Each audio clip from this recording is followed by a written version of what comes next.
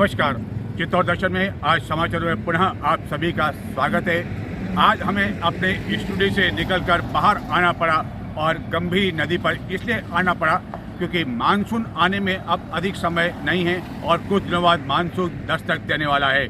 लेकिन आज हम आपको बताएंगे कि चित्तौड़गढ़ की गंभीरी नदी की क्या हालत है, जो कि हम कई बार हमारे कैमरामैन मनोहर कुमार बताएंगे कि गंभीरी नदी की क्या हालत है इस समय।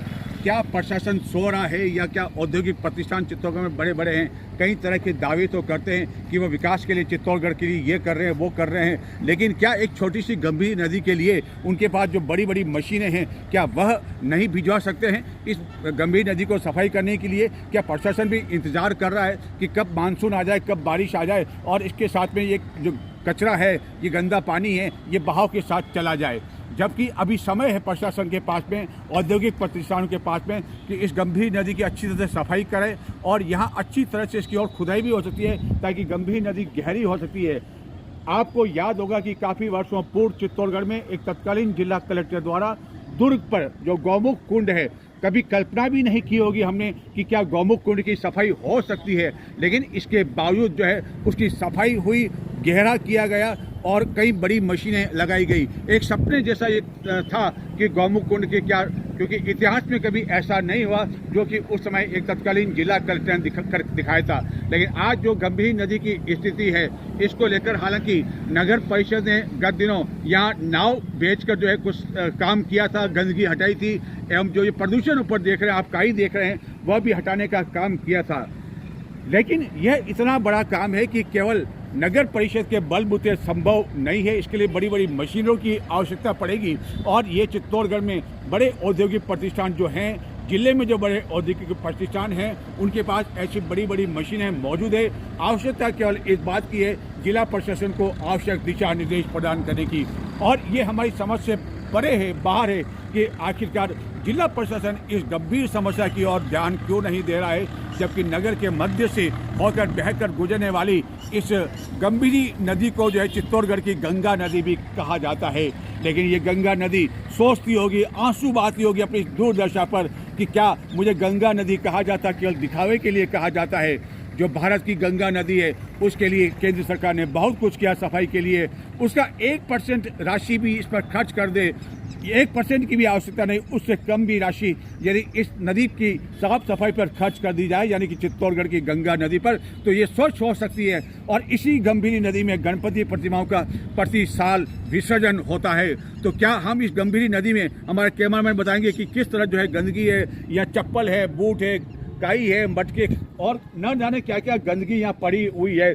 और हमें यह शराब की बोतलें भी दिखाई दे रही है, यानी कि शाम के समय यहाँ भी असामाजिक तत्व पहुँच जाते हैं और यहाँ पर जो है वो शराब का सेवन करते हैं। जगह जगह कचरे का ढेर लगा हुआ है, लेकिन न जाने क्यों प्रशासन जो है इस ओर ध्यान नहीं दे पा रहा है, जिला कलेक्टर इस ओर ध्यान नहीं दे पा रहे, जबकि जिला कलेक्टर भी एक बार नहीं कई बार इसी गंभीरी पुलिया से होकर गुजरे होंगे, लेकिन उसके बावजूद इस ओर ध्यान नहीं दिया जा रहा है। कई बार मीडिया द्वारा जिला प्रशासन का ध्यान आकर्षित किया जा चुका है, लोग भी सोशल मीडिया पर इस पर अपनी आवाज़ उठाते हैं कि गंभीरी नदी का यह हाल आखिरकार क्यों बना हुआ है, क्यों इसकी सफाई नहीं हो पाती है। क्या वही सवाल जो कि हमने पहले दोहराया था, क्या मानसून का इंतजार किया जा रहा है, तेज बारिश का इंतजार किया जा रहा है ताकि पानी के तेज बहाव के साथ ये गंदगी भी चली जाए, जबकि आगे की और हम जो दूसरा छोर है वहाँ पर गंभीरी नदी का जो एनीकट बना हुआ है उसकी पट्टियाँ तोड़कर इस गंदे पानी को निकाला जा सकता है, क्योंकि अभी पानी की ऐसी आवश्यकता भी नहीं है और न ही इस पानी से कोई जलापूर्ति होती है या और कोई कार्यक्रम होने वाला है या कोई तीज त्यौहार आने वाला है जिससे इस पानी की आवश्यकता महसूस हो। तो इस नदी को जो एनीकट की पट्टियाँ हैं वह तोड़कर इस पानी को निकाला जा सकता है, फिर अच्छे तरह से सफाई हो सकती है, बड़ी बड़ी मशीनों को इस काम में लगाया जा सकता है। नगर परिषद, औद्योगिक प्रतिष्ठान और जिला प्रशासन सब कुछ कर सकता है। आवश्यकता केवल मन में दृढ़ निश्चय की है और दृढ़ निश्चय तो बहुत कुछ कर दिखाता है, लेकिन यहाँ न जाने क्यों ऐसा हो पा रहा है कि ये गंगा नदी अपनी दूरदशा पर आंसू बहा रही है कि कोई तो मुझे पूछे, कोई तो मेरी सुध ले, आखिरकार क्यों मेरी ऐसी दूरदशा कर रखी रखी है, क्यों गंदगी का ढेर लगा रखा है इस गंभीर नदी के किनारे पर।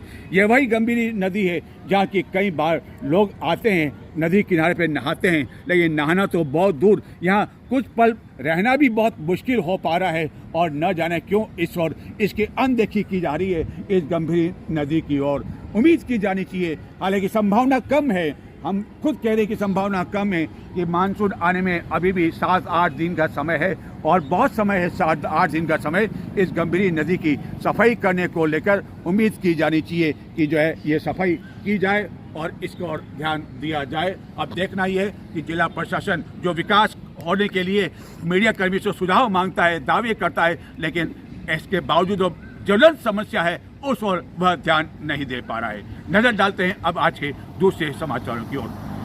चित्तौड़गढ़ जिला मुख्यालय स्थित श्री सांवलिया चिकित्सालय परिसर में तुगलकी आदेश फरमान जारी किया गया चित्तौड़गढ़ के पीएमओ द्वारा कि अब यहाँ किसी तरह की फोटोग्राफी और वीडियोग्राफी नहीं की जा सकेगी। जब प्रशासन ने इस बारे में पूछा तो ये तर्क दिया गया कि ये संयुक्त निदेशक के निर्देश पर ऐसा किया गया, लेकिन जब हमने जांच पड़ताल की गई तो किसी भी तरह का कोई आदेश संयुक्त निदेशक द्वारा नहीं दिया गया। यदि दिया होता तो उदयपुर संभाग के किसी न किसी सरकारी चिकित्सालय में इस तरह का बोर्ड लगा हुआ दिखाई देता, लेकिन ऐसा कुछ नहीं है। तो आज हम इस तुगलकी आदेश जो फरमान है उसकी धज्जियां उड़ा रहे हैं। हम धज्जियां इसलिए नहीं उड़ा रहे कि हम किसी चिकित्सक का अपमान करना चाहते हैं। चिकित्सक जो कि एक भगवान का रूप होते हैं उसका हमें आदर करना चाहिए, सम्मान करना चाहिए, लेकिन इस तरह का तुगलकी आदेश आखिरकार क्यों? क्या जिला प्रशासन को ये जानकारी नहीं है कि इस तरह का तुगलकी आदेश फरमान जारी करने के पीछे कारण क्या रहा? हम बताते हैं आखिरकार कारण क्या रहा और उसके बाद हो सकता है कि पीएमओ जो है हमें इस आदेश के कारण जो है हमारे खिलाफ कार्रवाई करे। लेकिन हमारे साथ कई सैकड़ों दर्शक जुड़े हुए हैं और मैं बता देना चाहता हूँ कि यदि ये सब कुछ दिखाने के बाद पीएमओ द्वारा कोई कार्रवाई की जाती है, पुलिस द्वारा हमें गिरफ्तार किया जाता है, तो हम तैयार हैं और हम जमानत तक नहीं करवाएंगे। ये आज हमको कह रहे हैं गांधीवादी तरीके से इसका जो है हम पूरी तरह से जो है कानून काम करेगा, लेकिन हम इसका विरोध करेंगे गांधीवादी तरीके से कि आखिरकार ये तुगलकी आदेश क्यों? अच्छा होता कि पीएमओ इस तरह का आदेश यहाँ लगाने के स्थान पर जो चिकित्सालय में व्याप्त अनियमितता है, जो अव्यवस्था है, उन्हें ठीक करने की ओर ध्यान देते। कई वर्षों से वह यहाँ टिके हुए हैं, लेकिन ये समझ से परे है कि आखिरकार भाजपा क्या कर रही है। चित्तौड़गढ़ के विधायक इस ओर कदम क्यों नहीं उठाते? जब कांग्रेस का शासनकाल था तो उस समय पीएमओ का विरोध किया जाता था और अब देखो क्या स्थिति है। जब भाजपा का शासनकाल आया तो वही कांग्रेस इनका विरोध करने लगी है जो इनके कसीदे पढ़ा करती थी और न जाने कौन से झाड़ पर इनको बिठा दिया गया और ये तुगलकी आदेश इस तरह का जारी करके दिया और उसके बाद उल्टा झूठ बोला जा रहा है कि ये संयुक्त निदेश के आदेश पर किया गया। ऐसा कुछ नहीं किया। हम बताते हैं आखिरकार आपको कि ये तुगलकी आदेश जारी करने की नौबत क्यों आई। चित्तौड़गढ़ जिला मुख्यालय स्थित श्री सांवलिया चिकित्सालय परिसर में जगह जगह लगी यह सार्वजनिक सूचना इन दिनों चर्चा का विषय बनी हुई है और यह जानकारी सीएमओ यानी कि मुख्यमंत्री कार्यालय तक भी पहुंच चुकी है, संभागीय आयुक्त तक भी पहुंच चुकी है। इसके तहत अब कोई भी आमजन यहाँ तक कि फोटोग्राफर भी चिकित्सालय परिसर में किसी तरह की फोटोग्राफी या वीडियोग्राफी नहीं कर सकेगा। पीएमओ द्वारा बताया गया कि संयुक्त निदेशक के माध्यम से निर्देश पर यह आदेश जारी किया गया, लेकिन संयुक्त निदेशक से संपर्क करने पर उन्होंने इस तरह की जानकारी से साफ इनकार कर दिया। यानी कि पीएमओ द्वारा अपने स्तर पर भी यह सूचना इसलिए लगाई गई ताकि चिकित्सालय में जो कमियां हैं वह जनता के सामने उजागर नहीं हो सके। और यह जो कमियां हैं चिकित्सालय समय में कई चिकित्सक नदारत रहते हैं, पंखे, लाइटें, यहाँ तक कि कूलर भी चलते रहते हैं, लेकिन इसकी चिंता किसी को नहीं है। चाहे कक्ष में कोई चिकित्सालय के समय हो या नहीं हो, यह कूलर इसी तरह चला करते हैं और मरीज चिकित्सकों का इंतजार करते रहते हैं। लेकिन चिकित्सक कहाँ है, ड्यूटी पर है या नहीं, अवकाश पर है या नहीं, इसकी जानकारी किसी भी स्थान पर चस्पा नहीं होने से मरीज इंतजार करते रहते हैं। यह एक मरीज का हाल है जो कि प्लास्टर करवाने के लिए काफ़ी देर तक यहाँ पोर्च में देखा गया, लेकिन उसकी सुनने वाला कोई नहीं था और वह अपने परिजनों को फ़ोन करते हुए देखा गया। तो ये स्थिति है श्री सांवलिया चिकित्सालय की। उम्मीद की जानी चाहिए कि यहाँ जो बोर्ड लगाया गया है उसको बोर्ड हटाएंगे, अपने विवेक का उपयोग करेंगे, सकारात्मक सोच के लिए उपयोग करेंगे पीएमओ, और जिला कलेक्टर भी दिशा निर्देश प्रदान करेंगे। जिनको नोडल अधिकारी बनाया गया अतिरिक्त जिला कलेक्टर को, वह भी इस बारे में दिशा निर्देश प्रदान करेंगे कि ऐसा बोर्ड लगाने की आवश्यकता नहीं है, क्योंकि कोई भी आम जन ऐसा कोई फोटो नहीं खींचता है जो कि गलत हो। वह सही आईना दिखाने की कोशिश करता है, मीडिया भी सही आईना दिखाने की कोशिश करता है, समाज को करता है, प्रशासन को करता है, सरकार को करता है, और उम्मीद की जाएगी कि अब शायद कोई जगह और इस तरह का बोर्ड हटाने की कार्रवाई की जाए। अब हम नजर डालते हैं दूसरे समाचार की ओर। चित्तौड़गढ़ में सब्जियों के भाव में एकदम उछाल आ गया है। हालत यह है कि सवेरे 7 बजे से ही धूप के कारण लोगों को परेशानियों का सामना करना पड़ रहा है, और एक एक दिन अब काटना मुश्किल हो रहा है कि कब बारिश आए, कब बारिश आए। लेकिन बारिश होने में अभी भी जो है 7-8 दिन की देरी है, प्रतीक्षा की जा रही है। देखते हैं कि सब्जियों में आया किस तरह का उछाल। चित्तौड़गढ़ नगर में जारी भीषण गर्मी के बीच हालांकि गुरुवार को कुछ देर के लिए अच्छी बारिश हुई, जिसके कारण कई स्थानों पर पानी भर गया, लेकिन उसके बाद फिर से धूप निकल आई एवं उमस और धूप के कारण लोग काफ़ी अधिक परेशान रहे। इस भीषण गर्मी एवं धूप के कारण इसका असर सीधा सब्जियों पर भी पड़ रहा है। हालत यह है कि सब्जियों के भाव में एकदम उछाल आ गया है। जो टमाटर कुछ दिनों पहले 20 रुपये प्रति किलो बिक रहा था, वह टमाटर अब 40 रुपये किलो मिल रहा है, जबकि धनिया 150 रुपये, लौकी 40 रुपये, पालक 30 रुपये एवं नींबू के भाव 100 रुपये प्रति किलो पहुंच गए हैं। तरोई 80 रुपये किलो, फूल गोभी 60 रुपये, शिमला मिर्च 120 रुपये, आलू 30, प्याज 30, ककड़ी 50, अदरक 180 और अन्य सब्जियों में भी काफ़ी अधिक बढ़ोतरी हुई है। एवं माना जा रहा है कि जब तक अच्छी बारिश नहीं हो जाती है तब तक सब्जियों में भाव की इसी तरह की बढ़ोतरी देखी जा सकती है। इस कारण इसका सीधा असर महिलाओं पर पड़ रहा है, और उन्हें समझ में नहीं आ रहा है कि आखिरकार वह सब्जियों के तड़के में किसका प्रयोग करें और किसका नहीं, क्योंकि धनिया, मिर्ची सभी के भाव इन दिनों काफ़ी अधिक तेजी हो गए हैं। देखते हैं एक सब्जी विक्रेता होलसेल व्यवसायी नरेश मेनरा का क्या कहना है। धूप बहुत ज़्यादा पड़ रही है और धूप की वजह से लू चल रही है। लू की वजह से फिर क्या सब्जियों की आवक बिल्कुल कम हो चुकी है। इस वजह से सारी सब्जियां भी महंगी हो चुकी है। लगभग हर सब्जियां चित्तौड़गढ़ से आती है, लेकिन क्या अब चित्तौड़गढ़ से भी नहीं आ पा रही है? बिल्कुल सर, क्योंकि चित्तौड़गढ़ में जो सब्जियां हो रही थी वो इसकी वजह से, धूप की वजह से खत्म हो गई, और बाहर भी सब्जियां इतनी महंगी हो चुकी है सर, यहाँ पे सब्जियां पहुंच नहीं पा रही वो सब्जियां भी, क्योंकि वो बाहर की सब्जियां अगर यहाँ तक आएगी तो वो भी भाव तेज हो जाएगा। तो बाहर से भी कोई लोग बाग मंगा नहीं रहे, और यहाँ इससे सब्जी आ रही तो वो बहुत ज्यादा महंगी हो रही है। जैसे मिर्ची अभी 120 रुपये 100 रुपये होलसेल में बिक रही है सर। धनिया 150 रुपये किलो बिक रहा है, और जैसे खीरे बिक रहे हैं 50 रुपये किलो, भिंडी 40 रुपये किलो बिक रही है, गवार फली सर 90 रुपये किलो गवार फली बिक रही है होलसेल में, और जैसे खीरा ककड़ी है देसी वाली 40 रुपये किलो बिक रही है, प्याज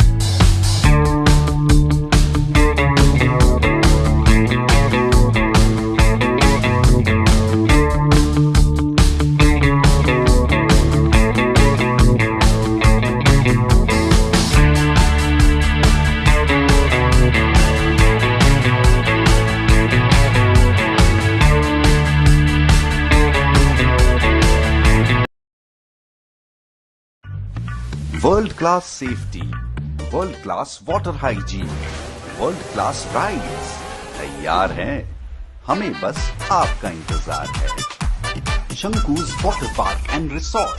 6, 5, 4, 3, 2 1।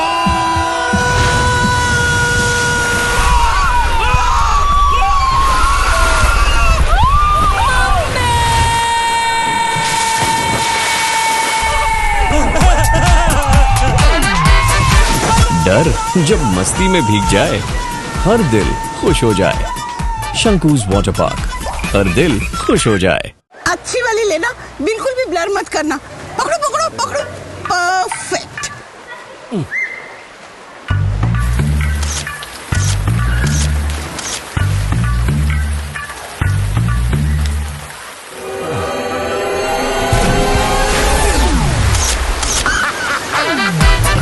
उम्र जब मस्ती में भीग जाए, हर दिल खुश हो जाए। शंकूज वाटर पार्क, हर दिल खुश हो जाए। पापा, अगर मैं फर्स्ट आया तो संडे स्टडीज बंद, और अगर मैं फर्स्ट आया तो तेरी आइसक्रीम की जिद बंद, और अगर मैं फर्स्ट आई तो करेले की सब्जी चालू।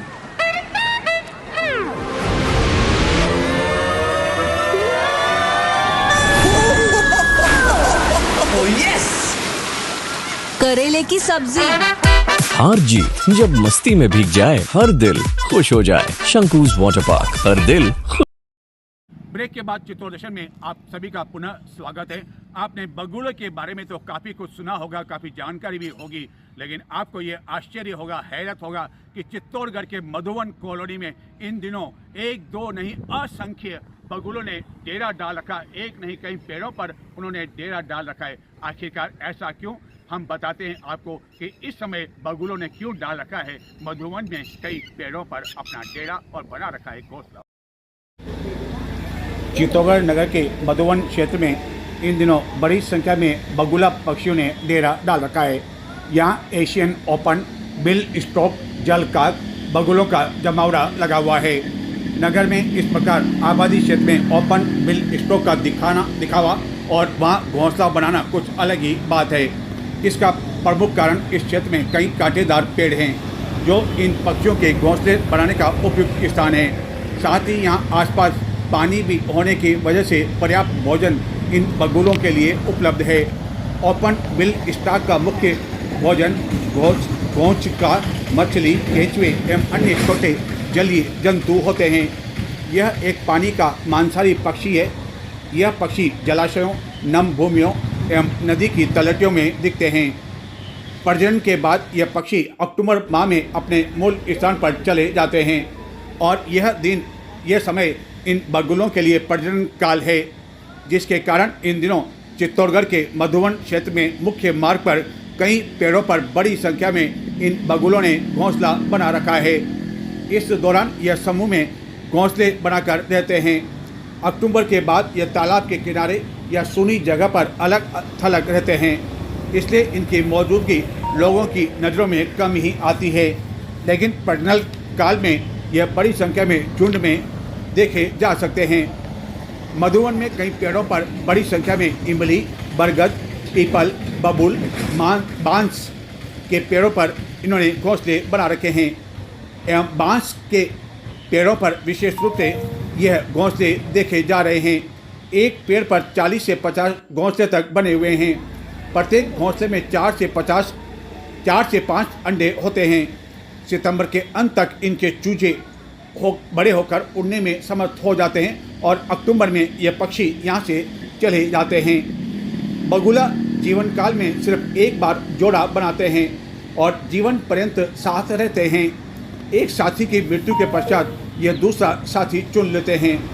कभी कभी इनमें पॉलीगेमी भी देखी जाती है। प्रजनन काल में यह दोनों पक्षी बराबर की भूमिका निभाते हैं। और बगुला के बारे में यदि कुछ रोचक जानकारी के बारे में हम बात बताएं तो सफ़ेद बगुले की 4 प्रजातियां होती है। छोटा बगुला, मंझला बगुला, बड़ा बगुला और तोसारे बगुले छक सफ़ेद होते हैं। मगर इनकी 4 प्रजातियों में से बस यही एक बगुला है जो नर या मादा प्रजनन काल में पीले, बादामी, नारंगी रंग में हो जाते हैं। प्रजनन काल समाप्त होते ही ये फिर से दूधिया सफ़ेद हो जाते हैं। मधुवन क्षेत्र में इन दिनों बड़ी संख्या में इन बगुलों के डेरे डाले जाने की वजह से कई बच्चों के लिए भी यह आकर्षण का केंद्र बने हुए हैं, जबकि कई पर्यावरण प्रेमी भी इन बगुलों को लेकर यहाँ शोध करने में जुटे हुए हैं कि आखिरकार बड़ी संख्या में बगुलों ने यहाँ अपना डेरा विशेष रूप से क्यों बनाया है। मधुवन कॉलोनी के लोगों के अनुसार यह मई के अंत में यहाँ आ गए थे। और यहाँ अपने आप को यह सुरक्षित महसूस कर रहे हैं। रात्रि के समय ये बगुले ऐसे दिखाई देते हैं जैसे यहाँ कोई चमकती हुई चीज रख दी गई हो।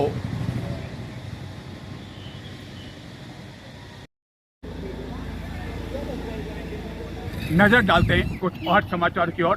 देखते रहें चित्तौड़ दर्शन और साथ साथ में चित्तौड़ दर्शन चैनल को सब्सक्राइब भी करते जाए।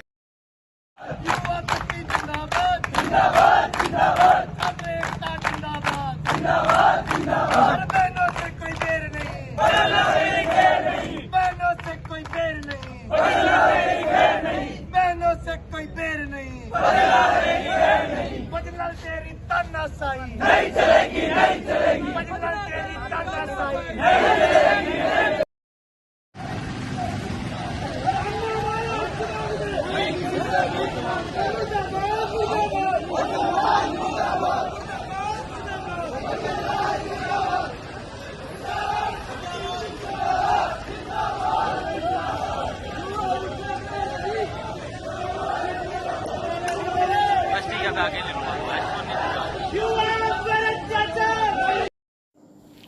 पचास % महिला आरक्षण पर राज्य सरकार द्वारा सहमति दिए जाने पर छात्रों द्वारा गुरुवार को जिला मुख्यालय पर प्रदर्शन कर मुख्यमंत्री का पुतला दहन कर जोरदार विरोध व्यक्त किया गया। छात्र अध्यापक बेरोजगार संघ द्वारा सुभाष चौक से पैदल मार्च निकाला गया, जो कलेक्ट्रेट चौराहे पर पहुंचकर एक मानव श्रृंखला में तब्दीली हो गया। इस दौरान जिला कलेक्टर को ज्ञापन दिया गया और महिलाओं को आरक्षण 30% बढ़ाकर 50% कराए जाने पर जोरदार विरोध किया गया। ज्ञापन में कहा गया कि महिला सशक्तिकरण के नाम पर आरक्षण में वृद्धि कर युवा छात्रों की खुली प्रतिस्पर्धा को 20% से कम सीमित कर दिया गया है। इस दौरान खुम्मीदर गुजर, प्रहलाद अहिर, अल्पेश गोस्वामी आदि। तो ये थे आज के समाचार। अब मुझे आगे दें। नमस्कार। देखते रहें चित्तौड़ दर्शन और उम्मीद की जानी चाहिए कि आज अधिक से अधिक संख्या में आप अपने इस चित्तौड़ दर्शन चैनल को सब्सक्राइब करेंगे। नमस्कार।